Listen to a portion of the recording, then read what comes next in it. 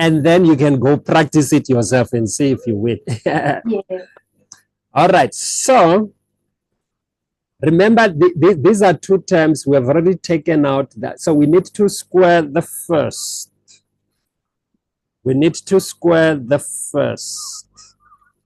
first term here. So when we square it, we've got x to the power of 3, and then plus x squared close. That third, we multiply that by 2, so it becomes 2/3.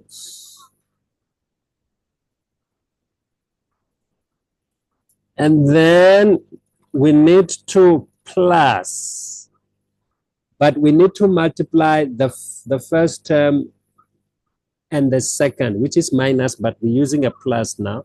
So I can write it as x times x to the power of 3 plus x squared close to a third power. Is there somebody who sees this like, what in the world is this thing? And then we square the last one. It's going to be plus x squared. So all of this needs to be in the bracket. So I'm putting that bracket there, and then I'm putting the bracket there. Is it making sense now? Yes. Remember what we did yesterday? We did it top and bottom. Yeah. Yeah, we did it top and bottom. So let's bring that one here. So all over the same thing. It's like we're doing the conjugate or rationalizing. Then the next thing that we have, we've got limit as x approaches. This one is good. It's positive infinity. Finally, positive infinity. All right, the top, we said all we need to do, remember I said we cube the first minus cube the second one. You remember that? Yes. All right. It's going to be just 2 terms. When you cube the first, I'm multiplying this one by the power of 3. So everything will be left. You're left with x to the 3 plus x squared. And then it's going to be minus that x cubed. Can you see numerator, it's actually x squared. Happy? All right, so let's write it as x squared. So we have x squared. And then all over, what's this stuff here? No, not that one. All right, we need to take all of that stuff at the bottom. We bring that stuff right at the bottom. All right, so this was 2/3. It was 2/3. There we go. So far, so good, right? Yeah. Right. Now, do you see this one? This one is a term on its own. We're not worried here. And then this one, it's a term on its own. I can actually pull the x cubed here out and also pull the x cubed here. Yes. Are you ready for this one? Yeah. Okay.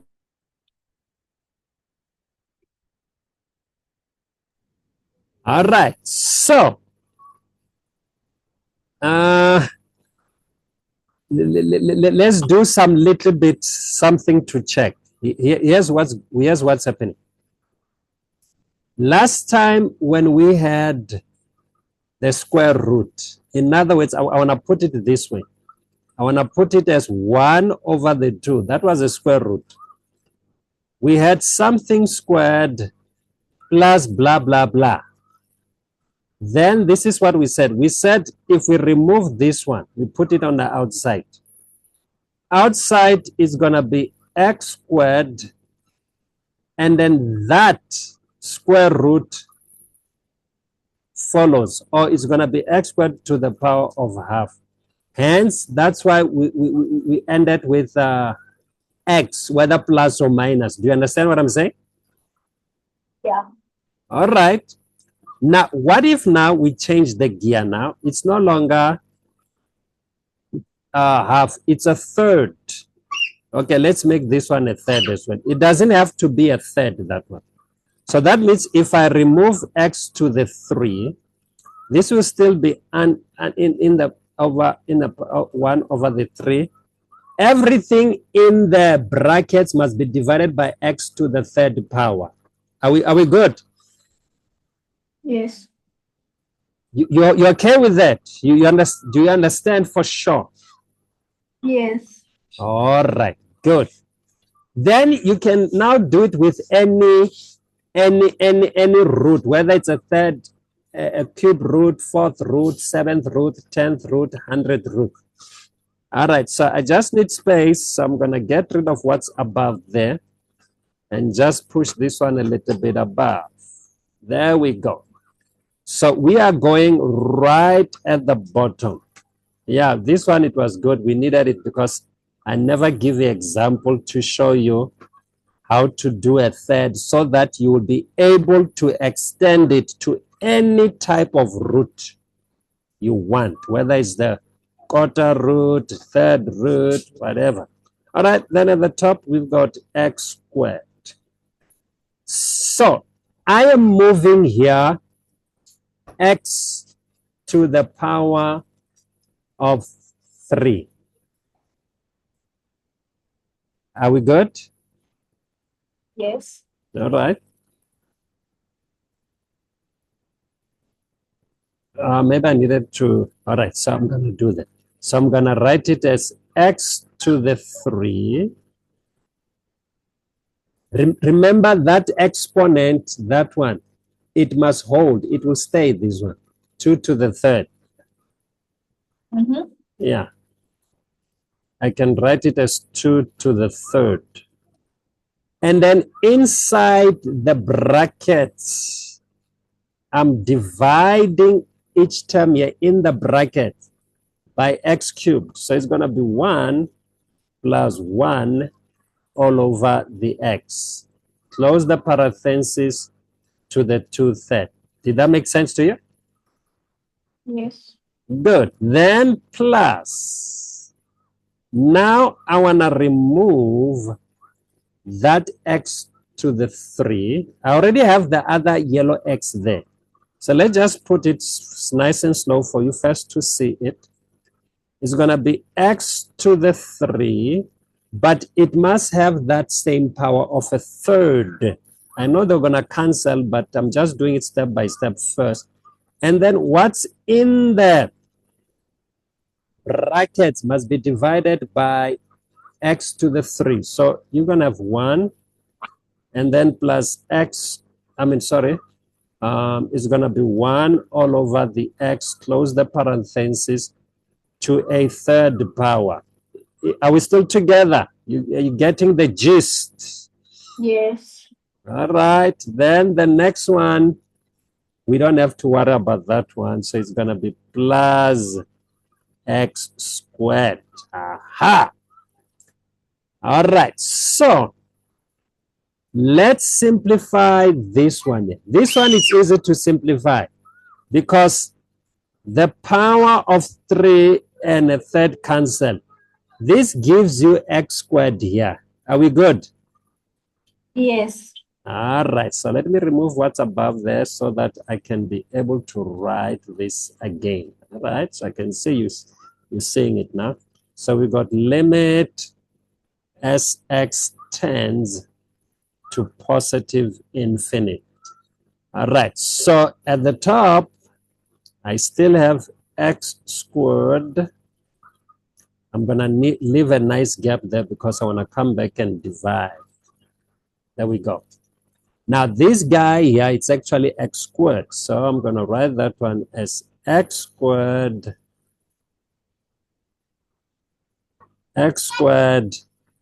and then the yellow bracket is 1 plus 1 all over the x to the exponent's 2/3. All right, I know it's saying 10 minutes, but we have won the case. Now, this one here, the orange, is going to be the 3 and that cancel. You left with x times the yellow one is going to be x squared. We're good, right? Yeah. And then what's in the bracket is 1 plus 1 all over the x, close the parenthesis, to a power of a third, then plus x squared. There we go. Well, that was nice. Oh, okay. So you see now you know how to remove whatever x is under the radical, square roots, cube roots. No matter what root is it, whether it's a second root, third root, fourth root. Do you see that? Yes. Yeah, so the x with the highest root, degree at the bottom, it's x squared. So I'm going to have to divide the top by x squared, divide here by x squared, divide each term individually by x squared, and then divide that term there by x squared. All right, so at the top, I'm simplifying now. At the top, I'm left with 1. I'm doing the substitution already. Over this part here, it's 1. But this other one will be 0 here. This will be 0. You see, when you're dealing with a positive sign, you never have to worry to choose the sign, because the sign is what it is. Okay. Yeah. Unless if you had this, we had cube roots. Cube roots, remember, the cube root of a minus is a minus. The cube root of a positive is a positive, isn't it? Yeah. Yeah. But when you're dealing with the eventh root, square root, meaning second root, 2, 4, 6, 8, 10, second root, fourth root, sixth root, even number, is going to be plus or minus. That's when we're going to decide whether it's a plus or minus. All right, so now, okay. Yeah, so I'm here, we've got 1. So that one is 0. So in the yellow, you're left with 1 to a 2/3. Come on, which is just 1. And then here is x squared over x squared is 1. In the bracket, 1 over x is 0. It's 0. So you're left with 1 to a third, which is just 1. So it's going to be plus 1. And then the last one is x squared over x squared, which is 1. So your answer is a third. Can you see that? 1 all over the 3.